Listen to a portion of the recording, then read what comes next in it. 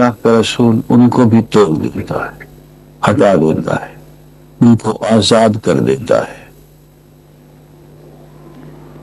یہ زنجیریں،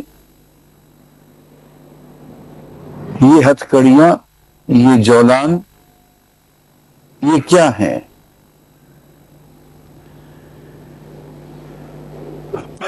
یہ عصبیتیں ہیں، خون کی بنیاد پہ، وطن کی بنیاد پہ، مسلک کی بنیاد پہ، سیاست کی بنیاد پہ،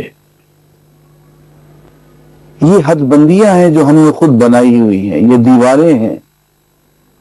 قرآن ان کو زنجیریں، ہاں رسم و رواج کی زنجیریں ہیں۔ شادی نہیں ہو سکتی جب تک کہ اتنا جہیز نہ ہو۔ اللہ چاہتا ہے کہ شادی آسان سے آسان، لیکن ہم نے اسے مشکل سے مشکل بنا دیا، اپنے اوپر پابندیاں عائد کرتے کرتے وہ ہمارے لیے ایک عذاب بن گیا۔ تو یہ عصبیتیں ہیں، اللہ کا رسول ان سے آزاد کر دیتا ہے، ان بوجھوں کو جو ہم پہ لدے ہوئے ہیں ہٹا دیتا ہے۔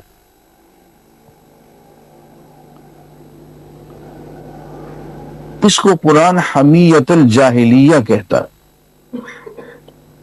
مثلا ایک مثال ہے،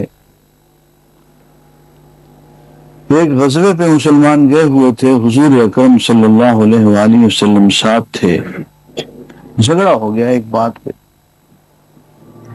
ایک مہاجر کا ایک انصاری سے جھگڑا ہو گیا،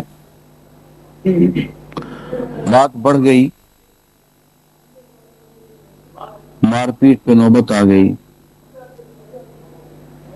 تو مہاجر نے یا علی المہاجرین کا نعرہ لگا دیا اور انصاری نے یا علی الانصار کا نعرہ لگا دیا۔ اس طرف سے بھی لوگ کھڑے ہو گئے، اس طرف سے بھی لوگ کھڑے ہو گئے، لڑنے کو تیار ہو گئے۔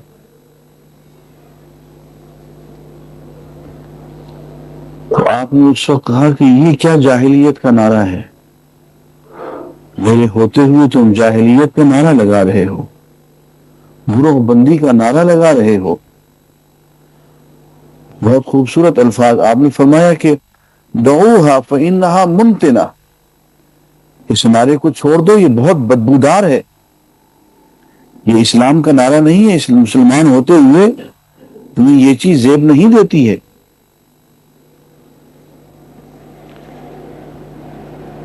ایک بات اور ہے جس کی طرف قرآن ہماری توجہ دلاتا ہے، اس کو ذرا دھیان سے سنیں، اور وہ ہے خود شناسی، اپنے آپ کو پہچاننا۔ اگر اپنے آپ کو پہچان لیں تو ہمارے بہت سے غلط کام بند ہو جائیں۔ ہمارے غلط کام جو ہیں ان کا 90% حصہ اس لیے 90% غلط کام اس لیے ہم کرتے ہیں کہ ہمیں یاد نہیں رہتا کہ ہم کون ہیں۔ قرآن اس کو بہت اہمیت سے بیان کرتا ہے۔ سورہ حشر میں ارشاد ہے وَلَا تَكُونُوا كَالَّذِينَ نَسُوا اللَّهَ فَأَنسَاهُمْ أَنفُسَهُمْ أُولَٰئِكَ هُمُ الْفَاسِقُونَ، دیکھو ان لوگوں کی طرح نہ بننا جنہوں نے اللہ کو بھلا دیا۔ اللہ نے سزا یہ دی کہ انہیں خود فراموشی میں مبتلا کر دیا، اپنے آپ کو بھول گئے، اپنی حقیقت کو، اپنے منصب کو، اپنے مقام کو، اپنی مقصد تخلیق کو بھول گئے۔ اولئک هم الفاسقون، یہی لوگ نافرمان ہیں۔ اب انسان جب اپنی حقیقت کو ہی بھول جائے تو دوسرے کے ساتھ اس کا کیا تعلق ہے، کیا ایکویشن ہے، دوسرے سے اسے کیا لینا ہے، کیا دینا ہے، یہ سب بھول جاتا ہے۔ سامنے اس کا والد کھڑا ہے، سامنے اس کا استاد کھڑا ہے، وہ کسی کا شاگرد ہے یا استاد ہے یا کیا، سب کچھ بھول جاتا. اس میں ایک مثال عرض کی تھی کہ کوئی آدمی آپ کو نظر آئے، آپ پوچھیں بھائی کون ہو، کیا پتہ نہیں. کہاں سے آئے ہو، پتہ نہیں. تمہیں کس نے بھیجا، پتہ نہیں. کہاں جا رہے ہو، پتہ نہیں. اب یہ کہ یہ بیمار ہے، اس کو اسپتال میں داخل کرو، حافظہ کھو بیٹھا ہے. ایک بہت بڑی سزا اللہ کی طرف سے یہ ملتی ہے کہ انسان اپنی حقیقت کو بھلا بیٹھتا ہے. پھر وہ کسی دوست کے اکسانے پہ اپنے بھائی کے پیٹ میں خنجر بھی پھونک دیتا ہے. پھر اس کو فری آٹومیٹک اسلحہ مل جائے تو وہ توڑ کر کے اپنے بھائیوں کو بھی مار دیتا ہے. وہ فری اسلحہ جو مل گیا استعمال تو کر لو. اسلحہ بھی مل گیا، اس کے ساتھ اسلحہ استعمال کرنے کی تھوڑی سی فیس بھی مل گئی.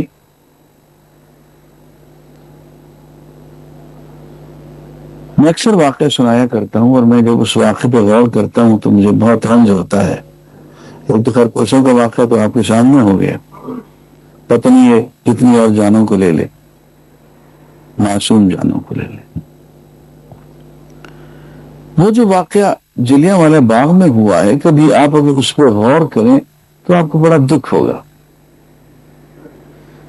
ہم اپنوں کے ہاتھوں مارے گئے. بھائی ہم لوگوں نے آزادی کا مطالبہ کیا تھا، ایک جلسہ کیا تھا، ہمارے بزرگ تھے، نیک لوگ تھے، اور انہوں نے جب اکٹھا کیا تو بہت بڑی تعداد میں خواتین بھی آ گئی، بچے بھی آ گئے، بوڑھے بھی آ گئے. اس سارے جلسے میں ایک گورا کھڑا ہوا تھا، جنرل ڈائر، اور اس نے فوج بھی منگوا لی، اس نے پولیس بھی منگوا لی، اس کی ایجنسیز بھی کام کر رہی تھی. غضب یہ ہے کہ اس فوج میں بھی ہمارے مسلمان بھائی تھے، پولیس میں بھی سارے مسلمان بھائی تھے، جلسہ بھی مسلمان بزرگ کر رہے تھے.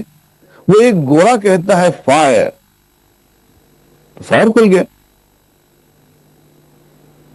اور مسلمانوں نے مسلمانوں کو مار دیا، اور ہزاروں کی تعداد میں لوگ خاک و خون میں تڑپنے لگے. کسی نے نہ سوچا کہ بھائی کس کے کہنے پہ ہم کر کیا رہے ہیں، ہم کس کو مار رہے ہیں، اور ہمیں کتنی ممانعت آئی ہے اللہ کی طرف سے کہ اپنے بھائیوں کو نہ مارو. انسانی خون بہت قیمتی ہے، انسانی جان سے زیادہ قیمتی. حضور فرماتے ہیں کعبہ بھی اتنا قیمتی نہیں ہے جتنا ایک انسانی جان قیمتی ہے.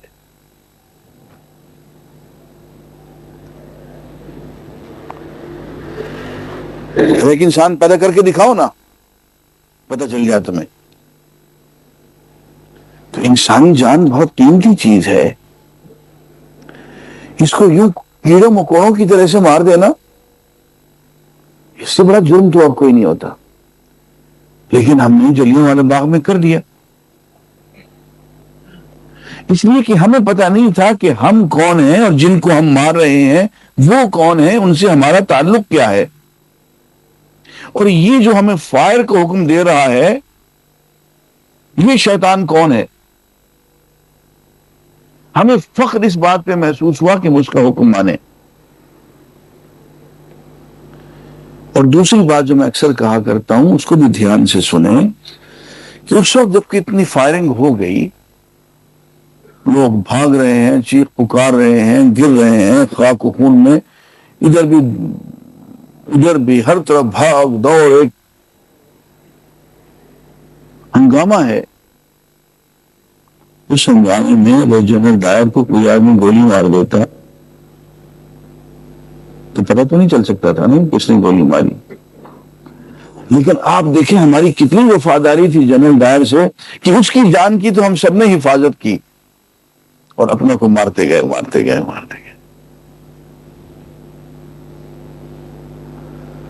اسی گورے نے ہمیں حکم دیا کہ ترکوں کو مارنا ہے اور بیت اللہ کے سامنے مارنا ہے، ہم نے مار دیا. جنگ عظیم اول میں ہم نے کیا ہے یہ کام، کعبے پہ گولیاں برسائی ہیں ہم نے، تاریخی واقعہ ہے. ہمارے بزرگوں کے ہاتھ کے لکھے ہوئے تعویذ موجود ہیں. اس کا بول کے عجائب خانے میں موجود ہیں. جو یہاں کے بڑے بڑے بہت بڑے یہاں کے جو مولوی ہیں، جو بڑے یہاں کے پیر اور امام اہل سنت کہلواتے ہیں، ان کے ہاتھ کے لکھے ہوئے تعویذ موجود ہیں کہ جاؤ انگریز کے ساتھ جنگ میں شریک ہو جاؤ، اللہ تمہاری جان کی حفاظت کرے گا. ترکوں کے خلاف ہم ٹکرا گئے اور خلافت عثمانیہ 500 سالہ خلافت ہماری بندوقوں کی وجہ سے ختم ہو گئی.